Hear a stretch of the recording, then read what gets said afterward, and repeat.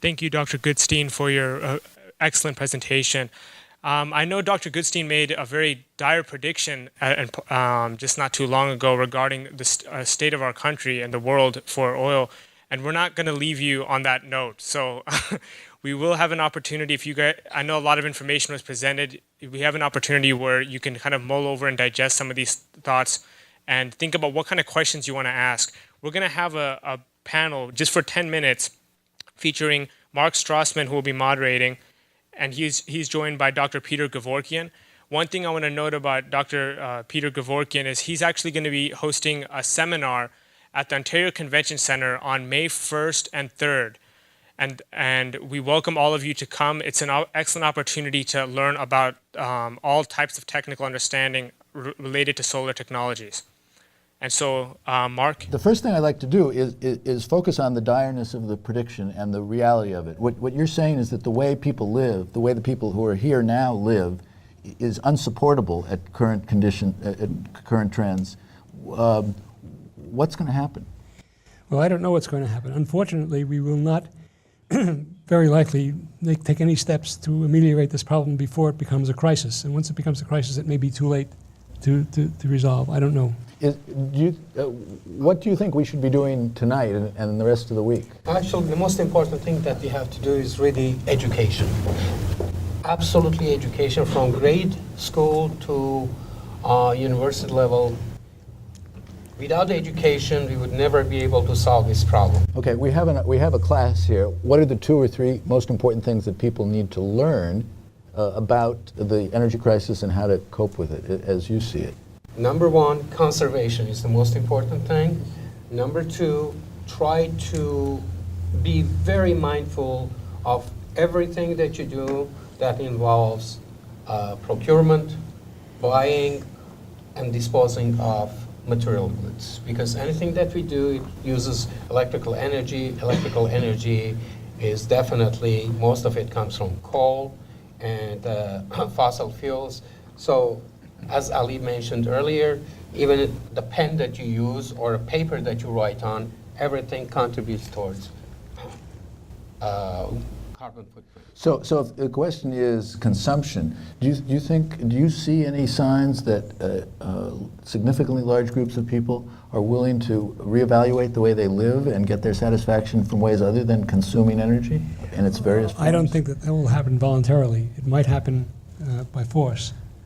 And I know you're not a political expert, but do you have anything that you could say about the failure to act of the current political system and whether, say, for example, all 3 of the major candidates still in the running for president have addressed the issue? John McCain says nuclear energy is a good idea. Barack Obama and Hillary Clinton say we need investment in green jobs. How likely are either or both of those approaches to work, in your view? Neither of those approaches will work. What we need is a Manhattan-type project to kick the fossil fuel habit as soon as possible. And without that, the situation is hopeless. There are powerful interests that earn tens of billions of dollars every quarter on the existing system that make little forays into renewable energy, but mainly try to maintain the system as it exists.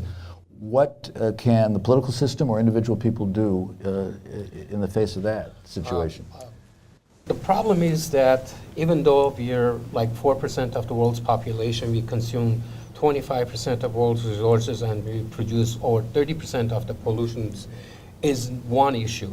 The problem is that we should have the entire world synced in with what we're trying to do.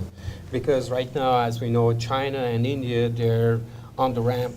They have very few middle class, and fairly soon, as soon as their middle class reaches to a level where they start putting their bikes away and they would be starting, they will drive cars, then we'll have a very serious problem. 2 years ago, I wrote a paper and I gave a warning that we really have reached the point of no return.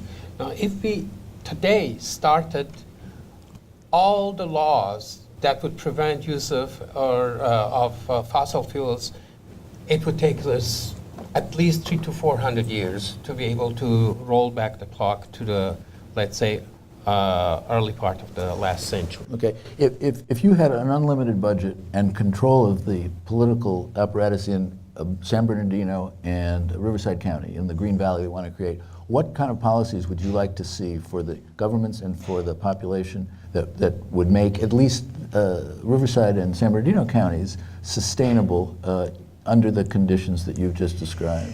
Well, Riverside and San Bernardino counties could do a great deal with the use of biofuels, biodiesel, and so on, but it can't solve the problem by itself. The problem has to be solved by a larger entity. Is the United States a large enough entity, or does it The need United to be, as States is Dr. Gevorkian said, the whole world needs to get organized? The whole world needs to get organized, but the United States can lead. And what would be the first 2 or 3 things that a new president could do to lead in the direction that you would like Call to see? for a Manhattan Project to kick the fossil fuel habit. And that would, what role would you see then for the energy corporations under that scenario? They could have considerable contribution because they more than anybody else have experience in these fields. And one of the sort of non-specifically energy concepts that you've worked with is that the idea that the exponential growth of scientific discovery has kind of peaked too. There's peak scientific discovery as well. Yes. What impact is that likely to have on the development of fusion or even the kind of Manhattan research project that you've just outlined for energy? I don't think it will have much effect because there are still lots of scientists. There are plenty of scientists around who could all work on this project if it became a well-funded area.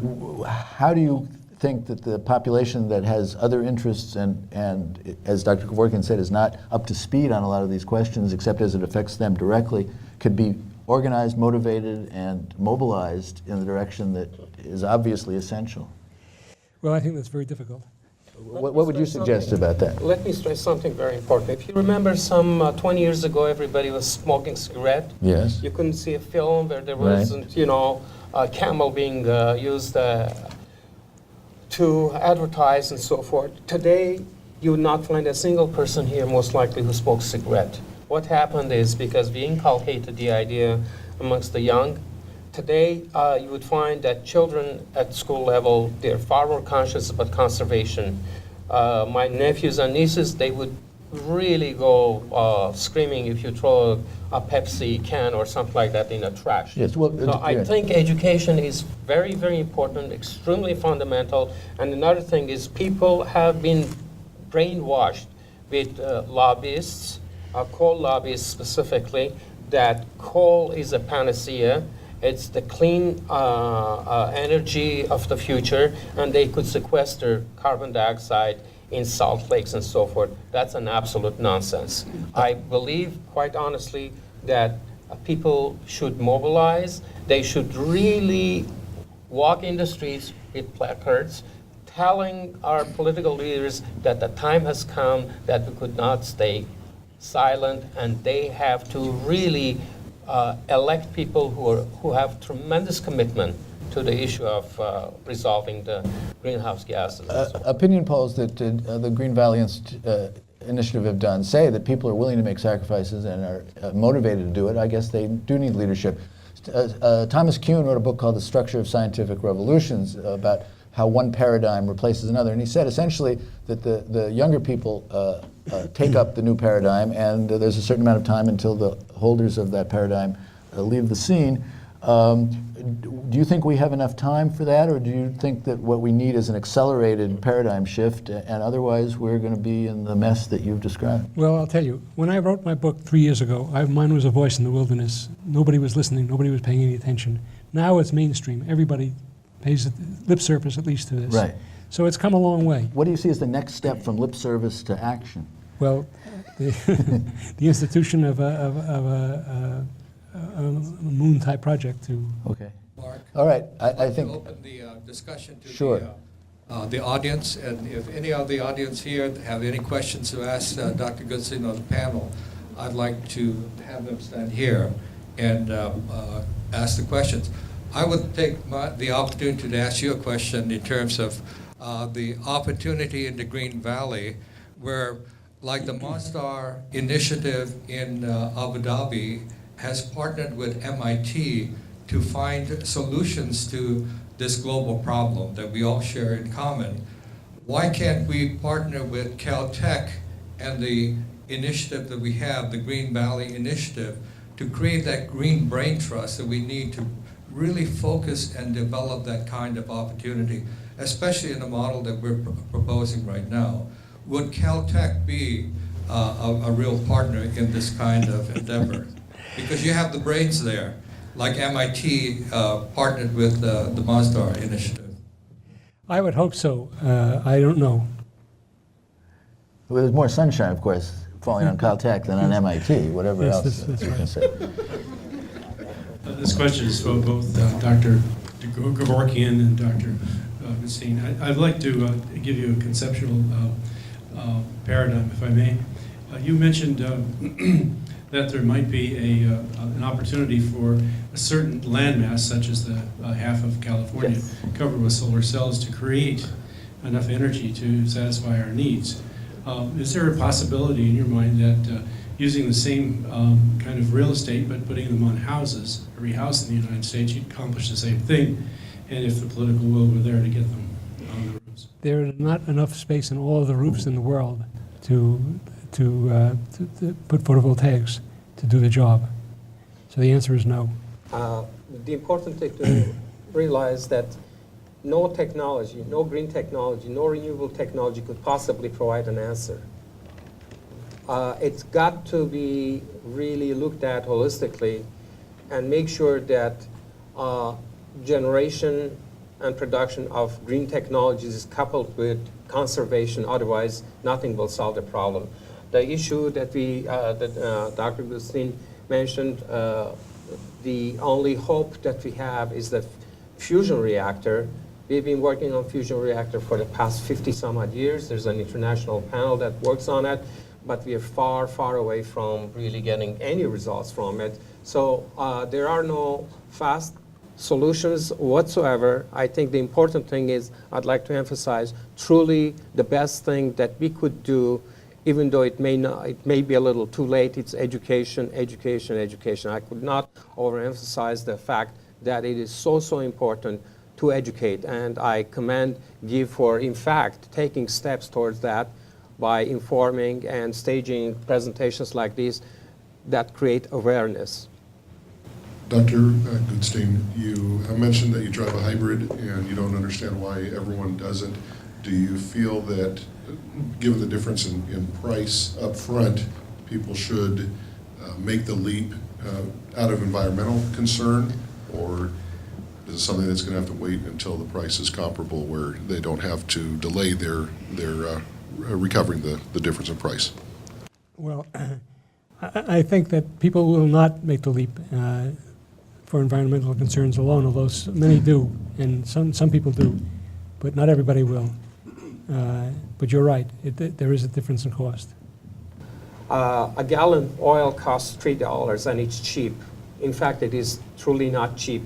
If you look at the consequences of the pollution and the harm that it does, the extra burden of national debt that goes towards the welfare and well-being of our lives, it's really, really very expensive. For every dollar of gas that we spend, it's projected that it costs $2.50 to maintain the national health.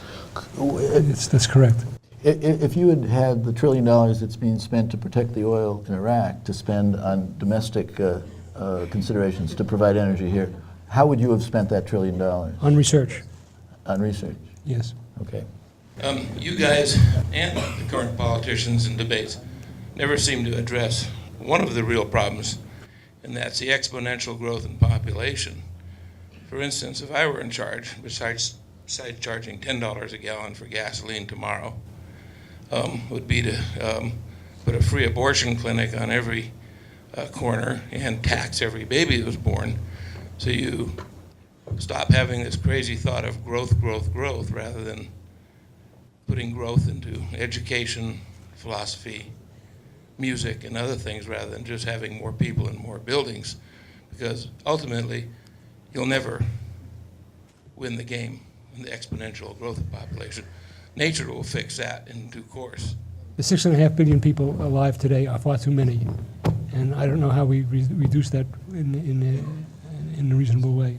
I'm a little bit discouraged because I've been involved for a long time in looking at different formulas and different ways to create sustainability. I think there's a lot of different new things coming forward, you know, and especially in Europe, where there's been a lot more money put into research and development for renewable energy. But the thing that I find is probably very effective is taxation, taxing the bad and rebating the good. Right now, we subsidize the bad.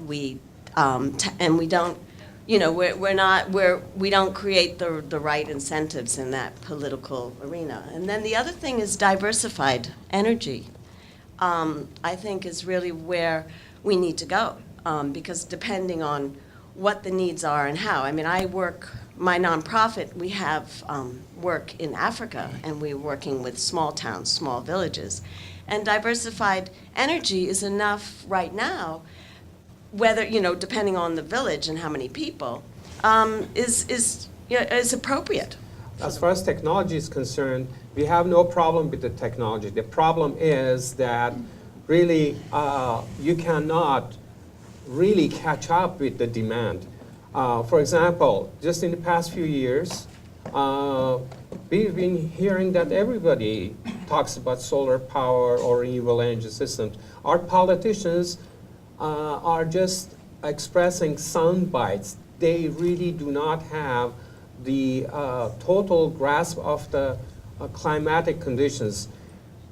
I really truly appreciate Dr. Goodstein coming up and speaking out. One of the problems that we have, our educational system, our universities, they're not standing up, they're not talking to the government, they're not forcing the issue. I think more and more, like Dr. Goodstein, they have to stand up and tell the government that this is the end of just giving lip service and we've got to do something. Also, we have to realize that Europeans have been have taken the lead. They've been leading both in technology and also production of solar power modules and so forth. People have got to remember that we have invented these things in the United States and we've let it go. Today, in the United States, most of the production of the United States goes to Europe. We do not use our products here in the United States. So there's going to be really a major rethinking of our policies from top down. So in fact, one thing that everyone can do is to call their PBS station and their network news station and say, we want to see Dr. Gevorkian and Dr. Goodstein, not just on the Green Channel that we're setting up at www.giveforthefuture.org, but on mainstream media more of the time, in between the car commercials, so that people can see what the problem is and decide whether they want to do something about it and whether they want to demand government that will help them do something about it. We have the last question here. I think just to begin, the idea of aborting children in the name of sustainability is appalling. But moving on from there, thank you, those were my students. I was wondering, as an academic, I think something that we do struggle with is the concept of bridging what we know within the ivory tower into something that is sort of feasible and attainable for the average citizen. Your presentation, sir, was absolutely amazing, but the average soul, you know, sort of milling about, really probably wouldn't process that all that well. Like you were saying, young children have a consciousness of recycling, but I think that now we're at a point where it's bigger than that. So do you have any sort of like everyday sort of ideas of how to get the average person involved in things like that, and sort of bringing down concepts that you work with daily? In the past 10, 15 years, I've been doing a lot of large solar power designs. And 3 years ago, my involvement in terms of electrical engineering and solar power design was like 20% solar, 80% electrical and so forth. Today, solar is 90% of what I do. Just this year, there has been no less than 20 large demand for solar power systems. In fact, number of them are writing somewhere now.